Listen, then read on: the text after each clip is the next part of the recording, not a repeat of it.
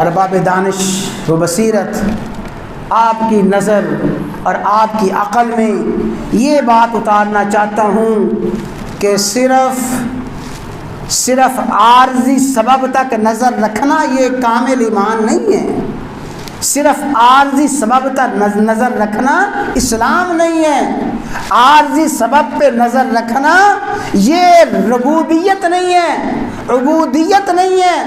عبودیت کیا ہے؟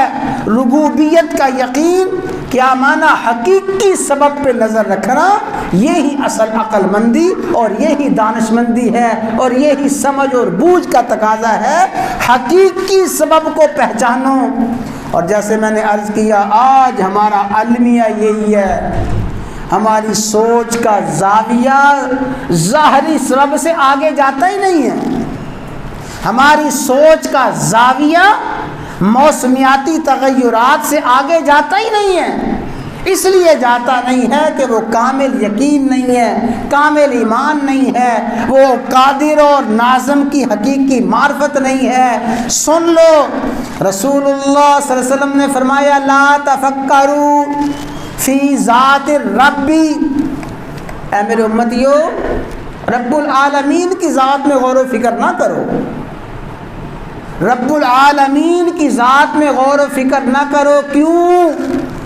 وہ ذات تمہاری فہم سے ورا ہے، تمہاری سمجھ سے بالا تر ہے۔ یہ تو ایسا ہی ہے، ماشا اور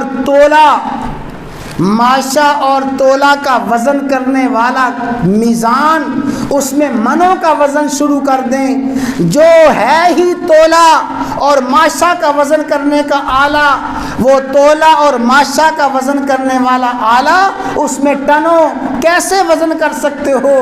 تمہاری عقل تو ماشا کا وزن کرنے والی، تولا کا وزن کرنے والی ہے۔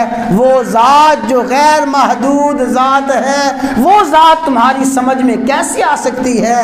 لا تفکروا فی ذات الرب، رب العالمین کی ذات میں غور و فکر نہ کرو، ہاں تفکروا فی صفات الرب، رب العالمین کی صفات میں، قدرت میں غور و فکر کرو، آیات قدرت کو دیکھتے جاؤ، قادر کو پہچانتے جاؤ، معمار کو عمارت کو دیکھتے جاؤ۔ دیکھو یہ آسمانوں کے تلے عمارت بنی ہوئی، یہ عمارت دیکھو پہاڑ، اور یہ عمارت دیکھو ندیاں اور نالیاں، اور یہ عمارت دیکھو بہتے ہوئے دریا اور چشمے، یہ فوارے مارتے ہوئے نالے اور ندیاں، بکھرتے ہوئے دریا سمندر، دیکھو اس سب کو دیکھ کے اس قادر کو پہچانو۔ تفکروا فی صفات الرب، رب العالمین کی صفات میں غور و فکر کرو، اس کی صفات میں غور و فکر کر کے اس کی ذات کی معرفت حاصل کرو۔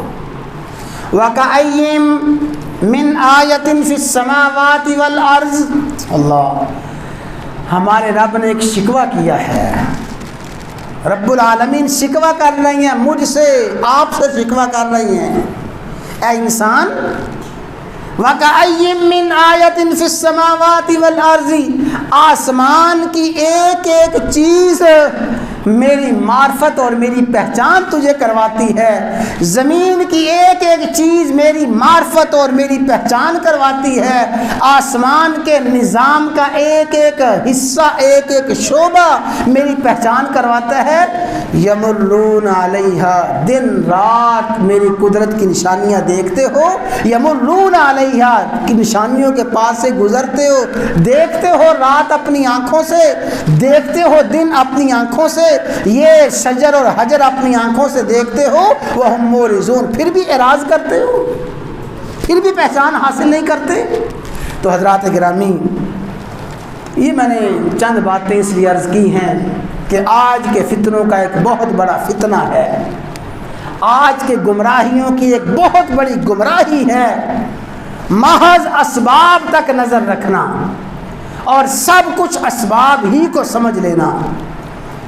یاد رکھیں، بار بار یاد رکھیں، اسباب کا انکار نہیں ہے، اسباب کا انکار نہیں ہے، موسمیاتی تغیرات کا انکار نہیں ہے، موسمیاتی تبدیلیوں کا انکار نہیں ہے، لیکن اصل مسئلہ یہ ہے کہ ان تغیرات کے پیچھے کون ہے، موسمیاتی تغیرات کے پیچھے کون ہے؟ موسمیاتی تبدیلیوں کے پیچھے کون ہے؟